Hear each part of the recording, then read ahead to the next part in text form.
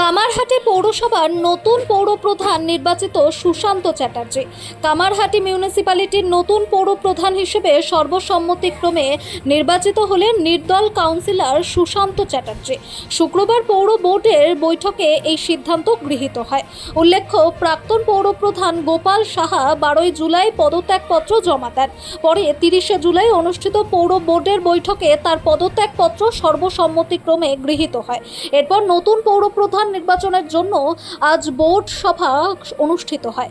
কামারহাটি পৌরসভায় মোট 35 জন কাউন্সিলরের মধ্যে 3 জন নির্দল ছিলেন। ইতিমধ্যে একজন কাউন্সিলরের মৃত্যু হয়েছে, 4 জন পদত্যাগ করেছেন এবং আজকের বৈঠকে 2 জন অনুপস্থিত ছিলেন।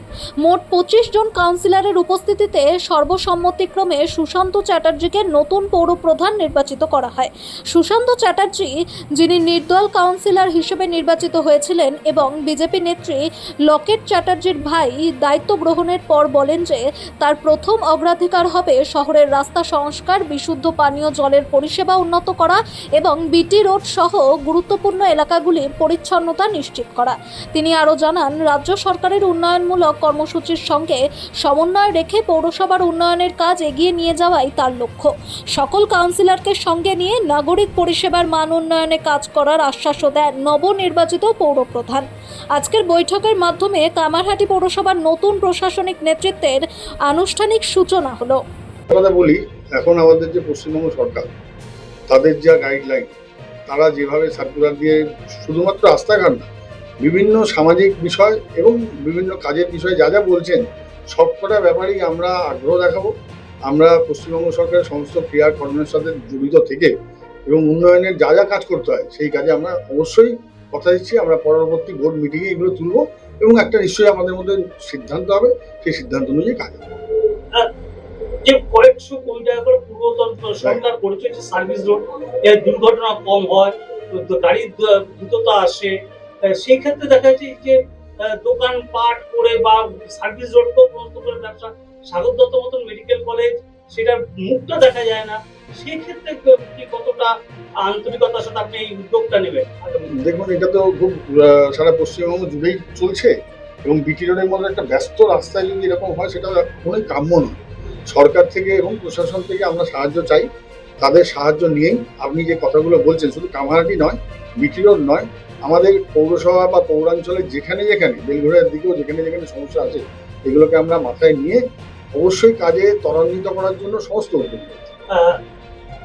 আপনার বোনের সাথে কি কথা, আপনি আজ চেয়ারম্যান নির্বাচিত হলেন, বোনের সাথে কি কথা হয়েছে? এইমাত্র তখন হয়তো খেয়াল করেননি আপনারা, উনি ফোন করেছিলেন, আমায় কনগ্রাচুলেশন জানালেন এবং উনি বলছেন যে ভালো করে কাজ করার যে লক্ষ্য এই সরকার নিয়েছে, সেই লক্ষ্যেই যেন আমি সচেষ্ট থাকি, সরকারের সঙ্গে সমন্বয় রেখে পৌরাঞ্চলের সমস্ত উন্নতি সাধনে আমি যেন সবসময় কাজে লেগে যাই। মন কতটা সন্তুষ্ট হলো? 100% স্যাটিসফাইড এবং ওনার তো অ্যাকচুয়ালি পার্সোনাল স্যাটিসফ্যাকশনের থেকে বড় কথা এলাকার স্যাটিসফ্যাকশনটা আমি চাই, যেহেতু উনি এখানকার মেয়ে। এইবার হচ্ছে যে তাহলে কি আমরা বলতে পারি যে সারা রাজ্যে প্রথম কামারহাটি পৌরসভা বিজেপি পথে, পরিচালিত পথে যেতে চলেছে? অবশ্যই দেখুন, এখানে যারা কাউন্সিলররা রয়েছেন তারা কিন্তু একটা ব্যাপারে সকলে সিদ্ধান্ত নিয়েছেন এবং আমি তো অবশ্যই পার্সোনালি নিয়েছি যে বিজেপি সরকারের চিন্তা ভাবনাগুলো এবং উন্নয়নের জন্য যা যা চিন্তা ভাবনা, কামারহাটি পৌরাঞ্চলের সমস্ত কাউন্সিলররা সহমত। তাহলে কি বিজেপি পরিচালিত প্রথম রাজ্যের কামারহাটি পৌরসভা পথ দেখাবে? অবশ্যই আমরা সেইভাবেই সচেষ্ট হব। তাহলে কি পৌরসভাকে বলতে হবে আমরা বিজেপি পরিচালিত পৌরসভা রাজ্যে প্রথম হলো? না, বিজেপি পরিচালিত পৌরসভা তো বলা যায় না, অধিকাংশ কাউন্সিলরই তো আপনারা সকলেই জানেন নির্বাচিত কাউন্সিলর অন্য দলে, তাই তাদের মতামতটাও দরকার এই বিষয়ে। তবে আমরা কিন্তু বিজেপি সরকারের চিন্তাভাবনাকে সামনে রেখেই কাজ করি। কালকে আড্ডাপিকে চালক ইউনিয়নের একটি ঝামেলা, সেখানে টাকার একটা দুর্নীতি উঠে আসে, আপনার পৌরাঞ্চলের কাউন্সিলের নাম উঠে আসে নবীন ঘোষাল।